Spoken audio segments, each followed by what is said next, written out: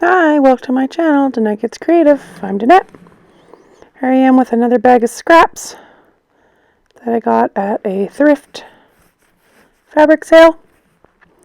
Just going through and trying to find some colors to make a house. Here you go. Here's the colors I chose. And now what I'm doing is I'm creating some windows. So I've cut out some felt. And then what I'm going to do with these felt pieces, oops, got to trim those. Trim them down a little shorter, and actually they fit better trimmed short. But what I do is I take my heat soluble pen. First I got to get it working. Take my heat soluble pen and I draw little squares as a guide for me to cut out and create the window frame. So I use my sharp little scissors to cut out those interior windows. I need to do that twice for both of my brown window frames. So hope you're all doing well. Hope you're creating some fun little houses. I am having so much fun. So my windows are done, and I'm just trying to find something to back my windows so that it's not yellow that I see through them, to kind of create a curtain, I guess, or some sort of background just to distinguish the windows from the house. So I tried this off-white one. It wasn't the one I wanted. And I find the white one that I've used on other windows, it's kind of my go-to. And I end up choosing this for both windows.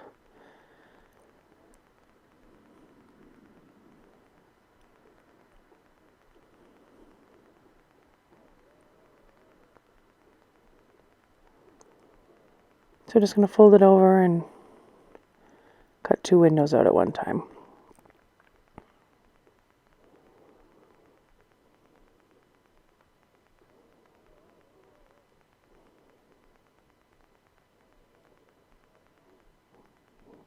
Perfect little scraps left over there.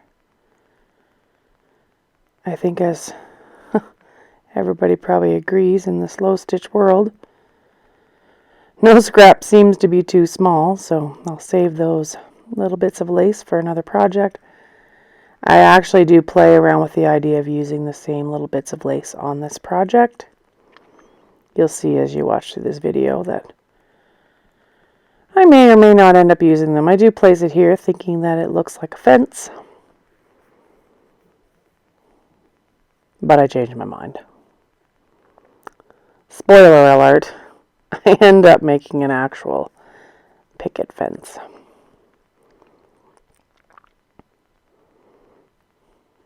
So I have some brown embroidery floss, just 2 strands. And I'm just going to do a blanket stitch around the edge of the window to hold it down. And I'll do that on both windows. And later on I'll just do a running stitch in the in-between parts of the window, just so that it stays stitched down.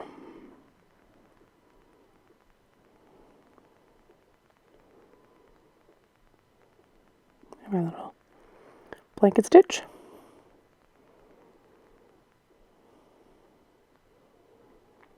Some of these steps are very similar to other houses that I've made, so feel free to fast forward through any of these steps that are repetitive. But for some of you, this is the first time watching me create a house, so these steps are probably important. So what I'm doing now is creating a door. And I always like to have a darker color behind my door or a lighter color behind a darker door, just to kind of give it that framed look. So that's what I'm doing here. A dark gray and a light gray.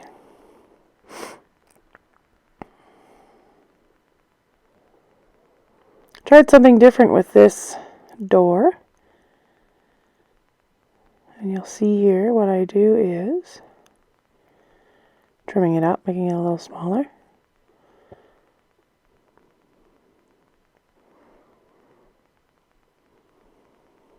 But what I end up doing is adding these decorative little panels, I guess, if you will, on the front of the door. Just to give it some further dimension, give it some interest. Putting a window, playing around with the idea of just adding different features to the door. Finicky little pieces, so it's going to take some tiny stitches to get everything sewn on.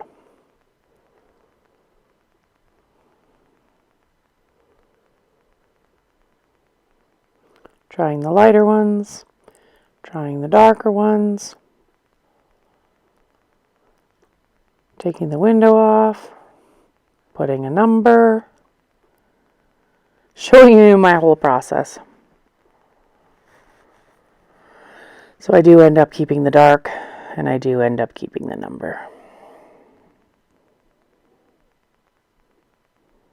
So here I am creating the picket fence.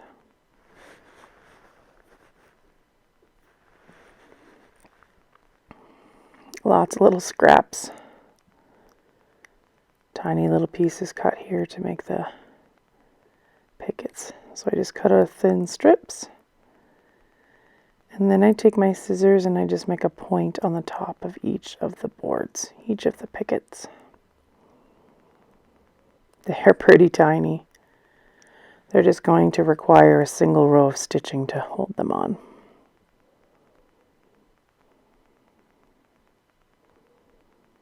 One more.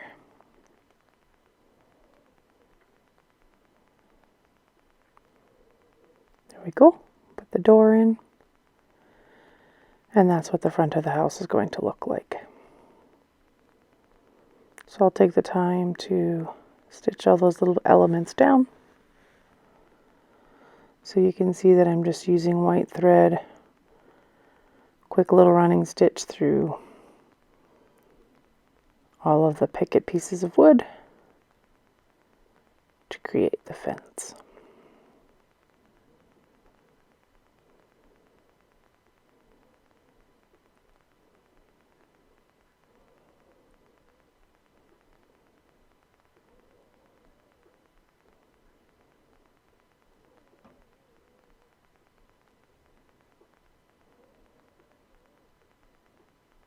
So cute. I'm glad I decided to cut out these little pieces instead of using the piece of lace, because they have a whole different effect. I'm sure you could find a interesting piece of lace that looks even more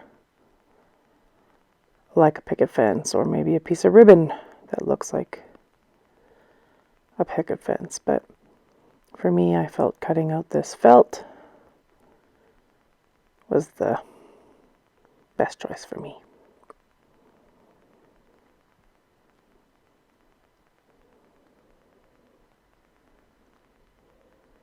There we go.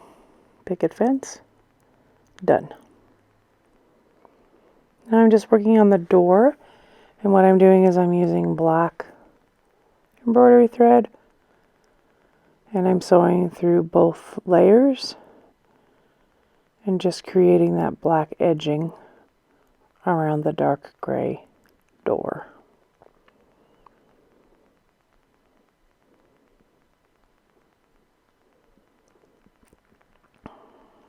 I finished the door, got on the letters, or sorry, not the letters, the numbers. And now what I've got is I've just got some pieces of brown wool, about 12 pieces, and I've just cut them the same length. And I think my length is about 8-9 inches long. And what I'm doing is I'm just attaching them to the bottom.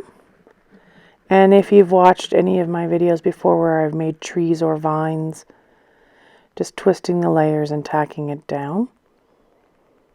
You can really see how I make a tree if you go to my playlist called Mixed Media.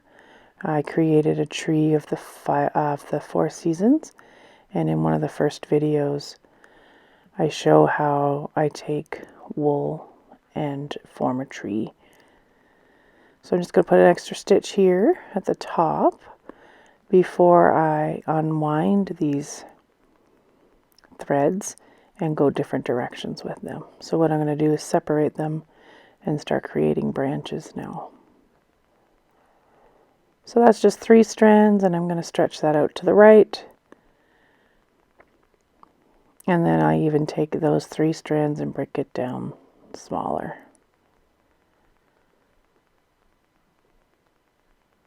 So for this, I just eyeball where I kind of want the branches to go.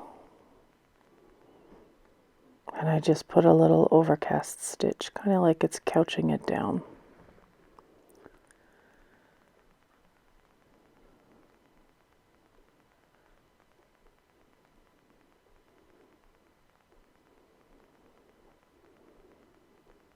I find this very fun. Some people will probably find it very time consuming and fiddly, but I really enjoy creating these trees and the vines that I've created in the past. It's a pretty neat effect. And give it a little snip. And what you don't see is off camera, I actually add a tiny little dot of Fabri-Tac to the end of each of these little pieces of branches where I have cut them. So that's kind of the basic idea of what I want to do. The basic shape of the tree.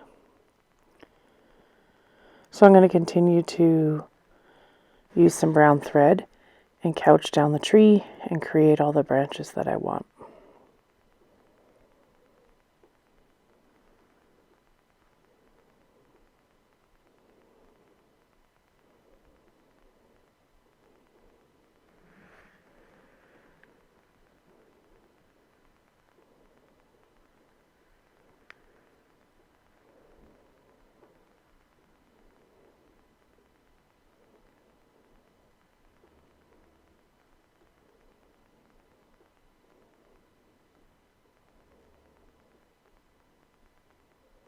Finicky process.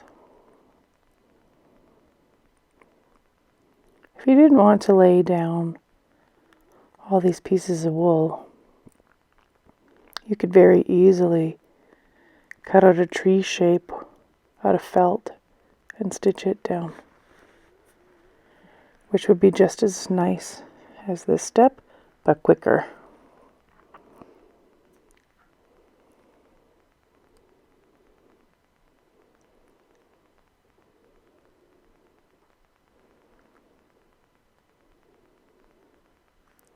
There we go.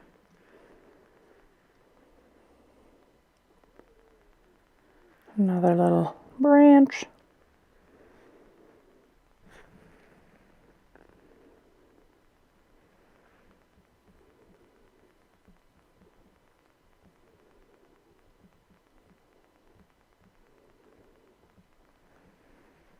And now you can see that I finished the tree, plus I carried over the picket fence from the front and placed it in front of the tree. Now I'm using felt, 2 shades of green, and I'm cutting out little leaves, and I'm going to attach those to the tree. So I'm just cutting them 2 at a time, not really making a pattern, just kind of creating similar sized leaves, making a bunch so that I have enough.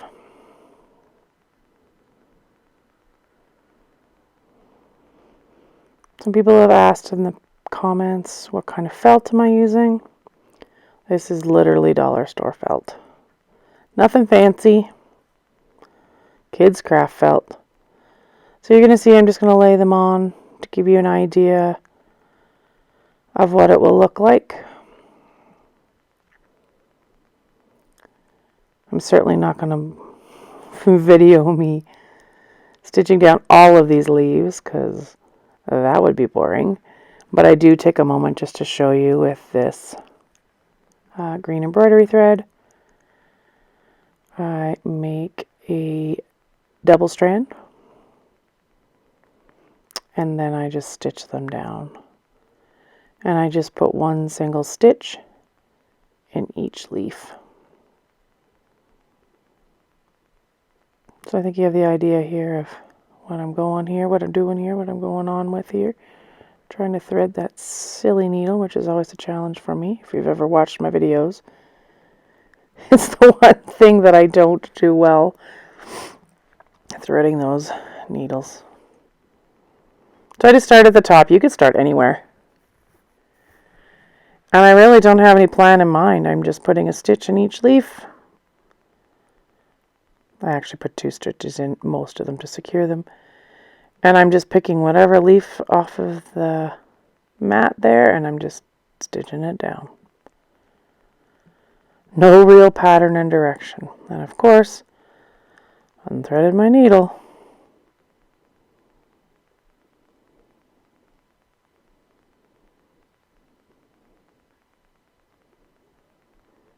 It would get so much more done if I didn't have to stop and start and thread my needle. How many of you are like that too? Once that needle comes unthreaded, it slows you down. It is the least favorite thing that I do in my stitching. Threading needles. Ugh. Anyway, here we are, just sticking down those leaves and forming the tree.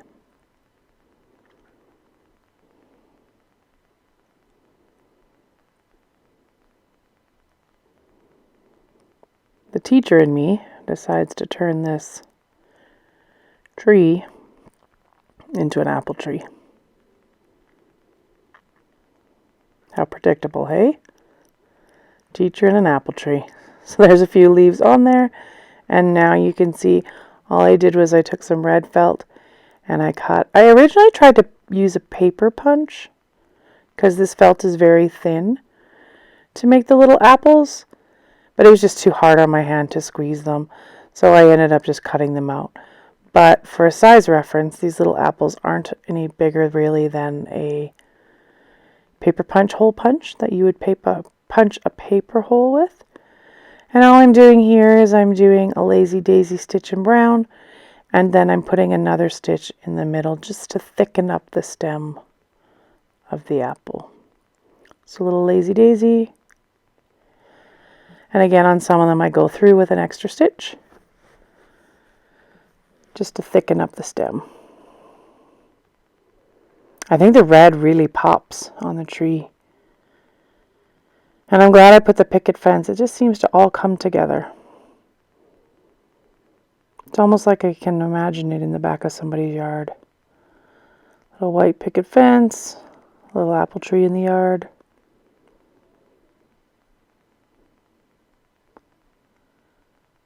So there's the finished apple tree.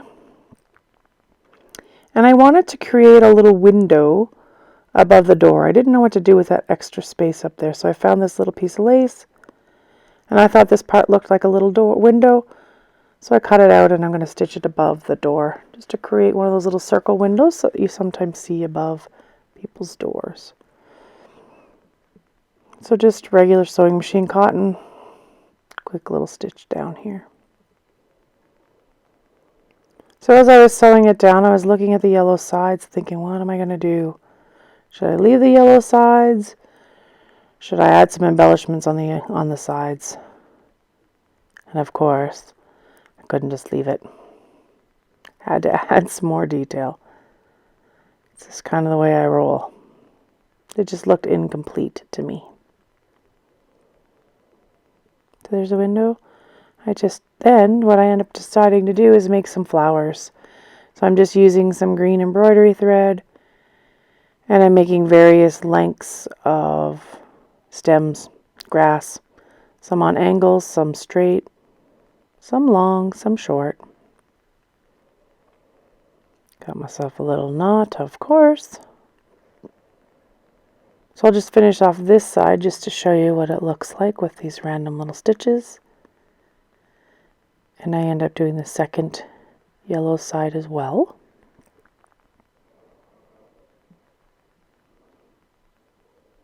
And for this particular project, instead of doing French knots, which I often do, or instead of adding beads, there we go, I cut out these tiny little flowers that are on this fabric. They're just the right size. So there you go, you can see I'm just cutting them out. They're actually not much bigger than the little apples. They're quite tiny.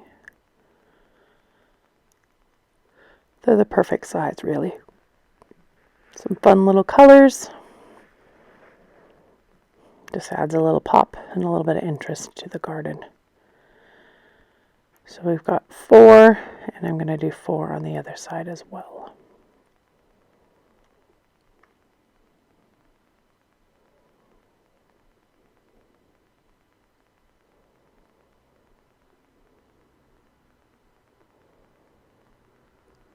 Last one.